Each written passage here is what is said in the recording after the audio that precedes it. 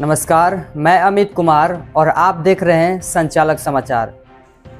प्रतिपक्ष के नेता तेजस्वी यादव के द्वारा अपने पर लगाए गए आरोपों के ऊपर जवाब देते हुए बिहार विधानसभा के मुख्य उप सचेतक तरैया विधायक जनक सिंह ने क्या कहा, आप सुनिए। विधानसभा में आपने तरैया का भी मुद्दा उठाया है बहुत जोर शोर से, और कई सारी मुद्दाएं आप उठाते रहते हैं, लेकिन प्रतिपक्ष के नेता तेजस्वी यादव कहते हैं कि जनक सिंह हमको गाली देते हैं। अब बहुत बालक हैं, जैसा पिता वैसा पुत्र। पिता से भी 5 डेग आगे हैं। उन्होंने लोकतंत्र के मंदिर अर्थात विधानसभा को अमर्यादित करने का काम किया है। तो उन्होंने अपने हाव भाव को प्रकट किया है। आज बिहार ही नहीं, पूरे मुल्क के लोग उन्हें जो नहीं कहना चाहिए वो कर रहा है। और कुछ छुटभइये नेता जिन्हें ज्ञान नहीं है, वे ऐसे शब्दों का उच्चारण कर रहा है जिन्हें लोग स्वयं उन्हें दोषी करार देता है। जैसा नेता वैसा करता, लेकिन मालिक जनता है। जनता सब देख रही है। आने वाले विधानसभा जो 2025 में ही होने वाला है, 243 में हम 225 पार करने वाले हैं। इन्हीं सारी विषयों को देखते हुए नेता प्रतिपक्ष घबरा गए और जो उन्होंने दृश्य उत्पन्न किया है सदन के अंदर, वो कहने के योग्य नहीं है। ऐसे लोग उन्हें जो नहीं कहना चाहिए कर रहा है।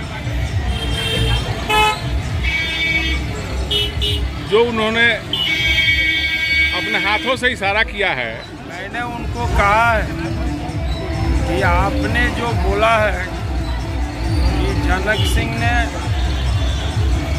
हमें और हमारे परिवार के लोगों को गाली दिया, मैंने उसी सदन में बाहर निकलने के बाद कह दिया कि आप साक्ष्य को लाओ। अगर कहीं से भी ऐसा लगता है कि मैं दोषी हूँ, तत्क्षण मैं बिहार विधानसभा से इस्तीफा दे दूँगा, वरना तुझे देना पड़ेगा। क्योंकि समाज के अंदर जो तुम जातीय उन्माद फैलाना चाहते हो, वह बिहार और इस देश के अंदर नहीं होने वाला। इस देश का यशस्वी प्रधानमंत्री माननीय नरेंद्र भाई मोदी और राज्य के विकास पुरुष हमारे आदरणीय मुख्यमंत्री श्री नीतीश कुमार जी, उप मुख्यमंत्री आदरणीय सम्राट चौधरी जी, श्री विजय कुमार सिन्हा जी, हमारे अन्य नेतागण जो है देश या राज्य के सभी लोग इस बिहार को सजाने संवारने में लगे हुए हैं। इसलिए उनका जो सोच है, जिस प्रकार के उनके लोग ऐसे शब्दों का वाक्यों का उच्चारण कर रहे हैं जो 1990 से लेकर 2005 में इन लोगों ने किया था, उसी को दोहरा रहे हैं।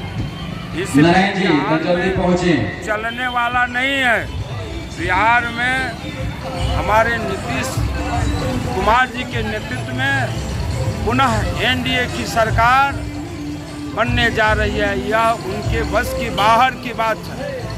दूसरी बात, उन्हें जो माई शब्द पर यानी यादव और मुसलमानों पर जो उन्हें अहंकार है, तो मैं उनको स्पष्ट रूप से कह देना चाहता हूँ कि इनमें भी बड़े पैमाने पर एनडीए के हमारे नेतागण हैं जिनके साथ जनमानस है।